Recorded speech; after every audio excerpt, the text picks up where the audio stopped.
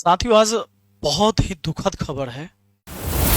नेपाल में एक होटल में संदिग्ध हालत में इनकी डेड बॉडी मिली। मैंने खान सर को व्हाट्सएप पर पर्सनली मैसेज करा। और कोई व्यक्ति शौक से अपने आप को नहीं मारता है, या तो उसे कोई मार देता है या वो परेशान होकर मरता है। खान सर एक ग्लोबल शिक्षक है। वो जो भी कुछ बोलेंगे उसका असर पूरे देश में और दुनिया में होता है। खान सर के वजह से ही मुखिया बना था, ये भूल गया। क्या आप ये चाहते कि मैं कर्ण बनकर दुर्योधन को इस महाभारत में विजय दिलाऊं?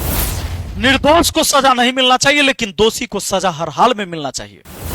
शुभांकर मिश्रा के शो में जाकर क्या बोला इन्होंने, अब कपिल शर्मा के शो में इन्होंने क्या बोला था ये भी सुन लीजिए। क्या हुआ था? अमिताभ बच्चन के केबीसी शो में फिर क्या बोला था सुन लीजिए। यानी इन्होंने सीधे आरोप लगाया था कोचिंग वालों पर। 8 से 10 बम फेंका गया, लेकिन उसकी एफआईआर की कॉपी मुझे नहीं दी। कि खान सर के फॉलोअर के बाद शिक्षक में दूसरा सबसे ज्यादा फॉलोअर तो मेरा है।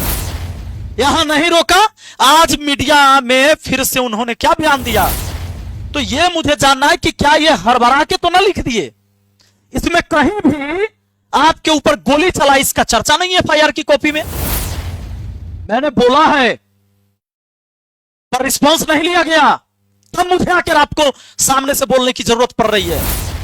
यूपीएससी के आह्वान बैच में एडमिशन ले लिया, 40,000 रुपया इसने जमा किया, लेकिन अचानक इसकी मम्मी का तबीयत बिगड़ गया। खान सर को मेल करके बेचारा थक गया। उसके बाद मुझे मैसेज किया कि सर आपके मित्र हैं, मुझे पैसा वापस दिला दीजिए। साथियों, आज बहुत ही दुखद खबर है। ये प्रिंस हैं, रोशन आनंद सर के अपने भाई, सगे भाई। अभी ये केस रोशन आनंद सर और खान सर के बीच चल रहा था, आप जानते हैं। इनके ऊपर भी एफआईआर हुआ था और रोशन आनंद सर के ऊपर भी एफआईआर हुआ।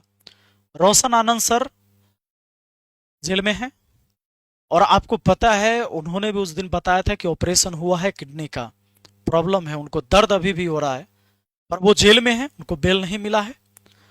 और प्रिंस चूंकि उसी केस में यहां से फरार हो गए थे, नेपाल में एक होटल में संदिग्ध हालत में इनकी डेड बॉडी मिली है। पुलिस इसकी जांच कर रही है। मेरा ये वीडियो बनाने का कहीं मतलब नहीं कि मैं किसी के ऊपर आरोप लगा रहा हूं, क्योंकि मैं नहीं जानता हूं कि इनकी मौत कैसे हुई। पर मैं एक बात शुरू से कह रहा था कि झगड़ा को उस लेवल तक नहीं ले जाना चाहिए इन लोगों को, और आपस में सुलह कर लेना चाहिए।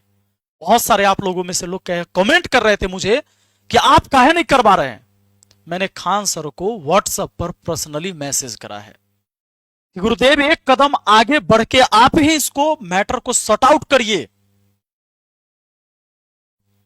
लेकिन कोई रिस्पॉन्स इस बात का नहीं मिला। मैं मान लेता हूं कि अगर इनकी किसी ने हत्या नहीं की हो और अगर ये डिप्रेशन में जाकर खुद को सुसाइड कर लिए हो, क्योंकि आज इस दुनिया में तो ये है नहीं, और कोई व्यक्ति शौक से अपने आप को नहीं मारता है, या तो उसे कोई मार देता है या वो परेशान होकर मरता है। मैंने एक बात और कहा था कि जब हम बहुत बड़ा व्यक्ति बन जाएं, बहुत बड़ा पद पर चले जाएं, या बहुत पॉपुलरिटी हमारी हो जाए, तो हमें सोच समझ के भी बोलना चाहिए, क्योंकि मेरे बोलने से अच्छा या बुरा असर बहुत दूर तक होता है। खान सर एक ग्लोबल शिक्षक हैं, विश्व के नंबर 1 शिक्षक। मैं उनका मित्र हूं, मुझे पता है वो जो भी कुछ बोलेंगे उसका असर पूरे देश में और दुनिया में होता है। इसलिए मैं कह रहा था कि उनके गलत बयान का मैं विरोध करता हूं। मैं सिर्फ सत्य के साथ हूं, लेकिन आप लोगों में से बहुत लोग मुझे गाली दे रहे थे, और बहुत सारे 3-4 टीचर ने तो वीडियो भी बना दी कि खान सर के वजह से ही मुखिया बना था, ये भूल गया। हम मुखिया बने थे, इसका क्या मतलब है? मैं धन्यवाद देता हूं खान सर का भी और उन लोगों का भी जो वहां अपना आकर योगदान दिया। कोई उत्तर प्रदेश से एक लड़का भी आकर योगदान दिया, झारखंड से, पूरे बिहार के कोने कोने से कोई आकर योगदान दिया। सबका महत्व है, पर इसका यह मतलब तो नहीं है कि मैं जब आप गलत करो तो भी मैं आपको कहूं कि नहीं मैं तुम्हारे साथ खड़ा हूं। तो उस पर भी लोगों ने कहा कि मित्रता कर्ण से सीखो। अगर मैं कर्ण बन जाऊं तो क्या मैं दुर्योधन को इस महाभारत में जिताने के लिए प्रयास करूं? क्या आप यह चाहते कि मैं कर्ण बनकर दुर्योधन को इस महाभारत में विजय दिलाऊं? यानी इस बार महाभारत में आप दुर्योधन को जीतते देखना चाह रहे थे। मैं क्यों कह रहा हूं ऐसी बातें, मुझे कहने की क्यों जरूरत पड़ रही है? क्योंकि मित्रता मुझे आप सिखा रहे थे। इनका गलत बयान कहां कहां है ये देखिए, और इस बयान का असर दो बात हुई होगी, या तो इन्होंने सुसाइड किया होगा, किसी ने जहर दे दिया होगा, या किसी ने हत्या कर दी किसी तरीके से, या कोई भी और कारण हो सकता है। यह पुलिस का मामला है, जांच का मामला है, जांच होना चाहिए। निर्दोष को सजा नहीं मिलना चाहिए, लेकिन दोषी को सजा हर हाल में मिलना चाहिए। अभी आपको मैं बताता हूं, मैंने बोला था तो लोग मुझे विरोध कर रहे थे कि तू खान सर से जलता है। शुभांकर मिश्रा के शो में जाकर क्या बोला इन्होंने, सुनिए। थे सेकेंड राउंड में आए थे मारने के लिए। कौन हमला किया था? वो वहीं के थे सब, कोचिंग माफिया या वही माफिया सब। अब कपिल शर्मा के शो में इन्होंने क्या बोला था ये भी सुन लीजिए। क्या हुआ था? वो बम मार दिया था सर। हैं? आपके घर पे? हाँ, मेरे कोचिंग इंस्टीट्यूट पे 8-10 ठो फेंक दिया सब। अमिताभ बच्चन के केबीसी शो में फिर क्या बोला था सुन लिए। फीस कम करने के चक्कर में बहुत दिक्कत हो गया। पहले तो धमकी आई, फिर नॉर्मल ऐसे बात होने लगा, और एक दिन हो गया बम चला दिया गया हमारे यहाँ। अरे बाप रे। यानी इन्होंने सीधे आरोप लगाया था कोचिंग वालों पर, ये कोचिंग वाले बम चलाते। हमेशा 8 से 10 राउंड गोली भी चला भी इनके कथनानुसार, और 8 से 10 बम भी फेंका गया था। सुने ना, 8 से 10 बम फेंका गया, लेकिन उसकी एफआईआर की कॉपी मुझे नहीं मिली। मैंने बहुत ढूंढा। मैं कहता हूं खान सर आप ही बता दो एफआईआर की वो कॉपी कि 8 से 10 बम फेंकने वाला व्यक्ति जो आपके सीसीटीवी में भी आया कौन कौन था? क्या उसमें टीचर था, या आप जबरदस्ती यहां के शिक्षकों को बदनाम करने का प्रयास कर रहे हैं? अगर किसी गुंडे ने फेंका होगा तो आप उसका नाम लीजिए, लेकिन यह कहना कि मैं सस्ता पढ़ाता हूं इसीलिए जलता है कोचिंग वाला से उसे बम चला देता है, इतना पटना के टीचर में हैसियत तो नहीं है कि कोई गोली और बम चलाए वहां जाके। और इस बार का बयान, चूंकि इतना बार आपको किसी ने रोका नहीं, क्यों नहीं रोका? क्योंकि फैन फॉलोअर ज्यादा है, और लोग मानते हैं कि जिनके सब्सक्राइबर ज्यादा वो सबसे ज्यादा ईमानदार। तो बिहार में दूसरा सबसे बड़ा ईमानदार मैं हूं, क्योंकि खान सर के फॉलोअर के बाद शिक्षक में दूसरा सबसे ज्यादा फॉलोअर तो मेरा है, तो मुझे दूसरा सबसे बड़ा ईमानदार घोषित कर दो। क्या फॉलोअर तय करेगा कि आपकी ईमानदारी का प्रमाण पत्र? इन 3 जगह किसी ने नहीं रोका, क्योंकि अगर किसी ने रोकता तो उसको गालियां पड़ती। क्योंकि हमारा तो दुर्भाग्य है, हमारा देश का ही दुर्भाग्य है कि किसी को या तो हम देवता मानते हैं, न तो किसी को हैवान मानते हैं। कभी हम राम रहीम को भगवान मानते हैं, फिर उसको हैवान मानते हैं। कभी आसाराम को पहले हम भगवान मानते हैं, फिर उसको हैवान मानते हैं। उसकी गलती मिल जाएगी तो हैवान है, और नहीं तो वो देवता है। मैं कहता हूं हाथ जोड़कर इंसान को इंसान रहने दो। इंसान से गलतियां भी होती है, उसके गलती पर रोको उसे, और उसका सच्चाई में साथ दो उसे, चाहे वो कोई भी हो, अगर कुछ बदलना चाहते हो तो। यहां नहीं रोका। आज मीडिया में फिर से उन्होंने क्या बयान दिया?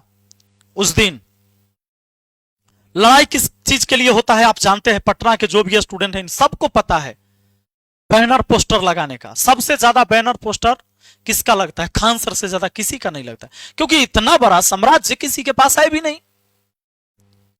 कोई बेचारा कोचिंग वाला 20,000 50,000 महीना कमाता है, अपना परिवार चलाता है, कोचिंग चलाता है, 5,000 प्रचार में खर्च करता है, बैनर पोस्टर लगाता है अपने सामने। लेकिन जब इनका लगता है तो पूरे मुसल्लापुर हाट का पूरा कोचिंग मंडी ढक जाता है, और यह है पोस्टर पर पोस्टर ढकने के वजह से विवाद खड़ा होता है। रोशन आनंद सर का बोर्ड ढक गया, और इन दोनों की रंजिश पहले से चली रही थी। रोशन आनंद सर के लोग गए, खान सर के बोर्ड तोड़ दिए, उनके गार्ड को पीट दिया, फिर इधर से गोलियां चली, अब जब मीडिया आ गए तो खान सर ने सोचा लड़ाई झगड़ा तो होते रहेगा, एफआईआर होते रहेगा, एक बात रख देते हैं ताकि पूरे देश में फिर से लोग शिक्षा का देवता अभी फिर से मुझे माने, हमें इंसान न माने देवता माने। उन्होंने कहा कि 8 से 10 राउंड गोली चलते तो हम अपने आंख से देखे हैं, चारों तरफ से गोली चल रहा था। फ्री होके रख दिया यहाँ पर।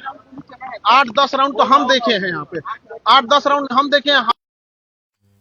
लेकिन अगले दिन के एफआईआर जो उन्होंने करवाया, क्या एफआईआर में आप हड़बड़ा के लिखे थे क्या? रात भर के बाद अगला दिन एफआईआर हुआ, तो यह मुझे जानना है कि क्या यह हड़बड़ा के तो ना लिख दिए? इसमें कहीं भी आपके ऊपर गोली चला इसका चर्चा नहीं है एफआईआर की कॉपी में। बयान तो आपने दिया था, तो वो बयान झूठा है या आपने जो एफआईआर लिखवाया वो झूठा है? अब यहां पर आप नहीं देते हैं कि मेरे ऊपर गोली चला, लेकिन अब पुलिस जब सीसीटीवी वीडियो निकालती है, वायरल होता है, वो सारी चीजें गार्ड से पूछताछ होती है, तो पता चलता है गोली आपने चलवाया था। और यहां क्या बोले उस दिन कि 8 से 10 राउंड गोलियां तो चला, वो हम अपने आंखों से देखे। खान सर के 2 गार्ड गिरफ्तार, फॉरेंसिक जांच के लिए भेजे गए हथियार वीडियो में फायरिंग करते दिखे। यहां से लगातार आप झूठ बोलते आ रहे हैं। अगर इस बात पर किसी ने आपको रोका होता, आज आप यहां नहीं बोलते और इतना बड़ा लफड़ा खड़ा नहीं होता। मैं आप सबसे पूछना चाहता हूं, चलो मैं भी खान सर के मित्र रहा हूं, आज भी मैंने खान सर को मैसेज किया, सुबह में भी, इससे पहले भी मैसेज किया है कि मामला सॉर्ट आउट करिए सर। किसी का व्हाट्सएप चैटिंग ऐसे मैं नहीं दिखाना चाहता। मैंने कहा था कि आप इस मामला को एक कदम आगे बढ़ के केस वापस ले लीजिए सर, बात खत्म। आप दोनों पढ़ाएंगे तो छात्रों का भला होगा, मैंने बोला है, पर रिस्पॉन्स नहीं लिया गया।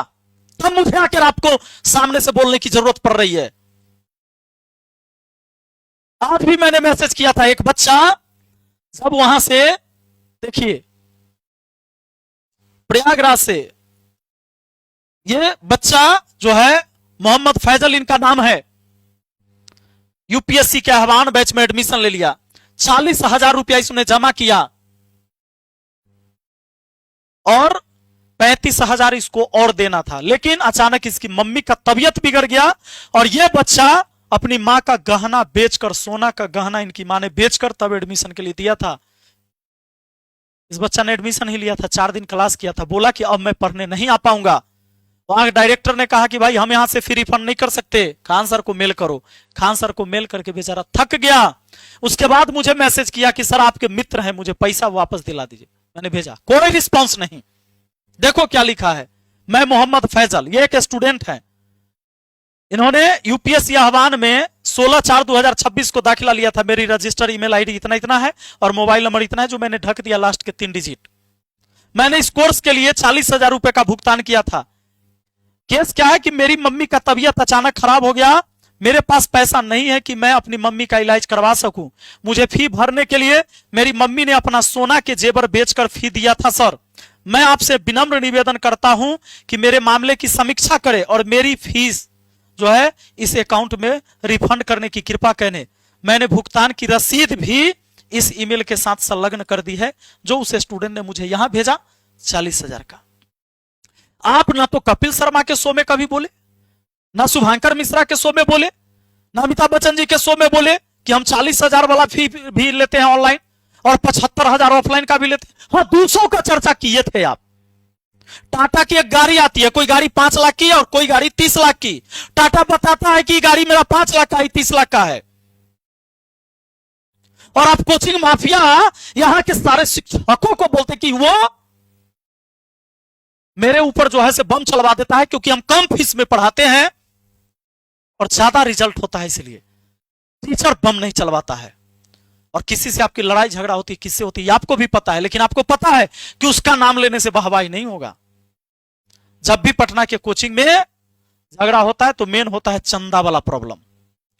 जब भी दुर्गा पूजा आएगा, लक्ष्मी पूजा आएगा, सरस्वती पूजा आएगा, चंदा मांगने का प्रॉब्लम है। जिसके पास ज्यादा स्टूडेंट है वो ज्यादा चंदा देगा, नहीं दिया तो भाई लड़ाई झगड़ा होता है। लेकिन उसको तुरंत भजाते हैं ऐसे कि यहाँ के शिक्षक जो हमसे जलता है वो बम चलवा देते हैं। शिक्षक की इतनी औकात हो गई, 10-10 को बम लेके यहां आ गया और आपने एफआईआर नहीं उसके नाम पर करवाया।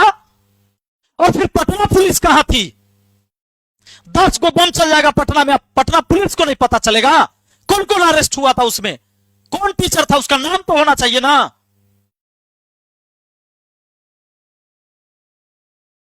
बाकी मैं तो आप लोग को समझा के थक गया, मैं कुछ नहीं कह सकता।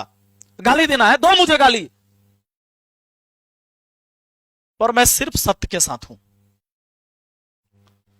मैं वो कर नहीं हूं कि दुर्योधन के पक्ष में लड़ाई करके महाभारत में दुर्योधन को विजय दिलाऊं। माफी चाहते हैं आपसे। और जो लोग कहते हैं ना कि खान सर की वजह से तू पॉपुलर हुआ है, अरे खान सर 2019 में आए, हम 2017 में आए हैं। चैनल के अबाउट खोल के देख लो। जहिया उनको पता नहीं रहा होगा कि वीडियो कैसे बनता है, हम तहिया वीडियो बनाते थे।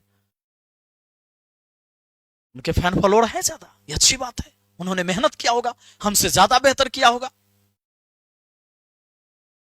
ये अच्छी बात है। माफ कीजिए बाकी। और जिनको भी दिल को तसल्ली मिल गया होगा कि आज रोशन आनंद सर का भाई इस दुनिया में नहीं है, तो आप जश्न मनाइए, मुझे गाली दीजिए। उस मां के ऊपर, उस वृद्ध पिता के ऊपर क्या बीत रहा होगा जिसका बेटा इतना पढ़ा लिखा होकर एक जेल में है और दूसरा बेटा की हत्या हो गई, अब इस दुनिया में नहीं है। उस मां बाप के दर्द को एक बार समझना। तुम्हारे मां बाप ने भी तुम्हें पाले होंगे। एगो मोबाइल हाथ में है, झट से किसी को गाली लिख दो, कमेंट कर दो। मैं ये नहीं कहता हूं कि तुम खान सर को गाली दो, तुम रोशन आनंद सर को गाली दो या किसी भी व्यक्ति को गाली दो, पर तर्क होना चाहिए आपके पास।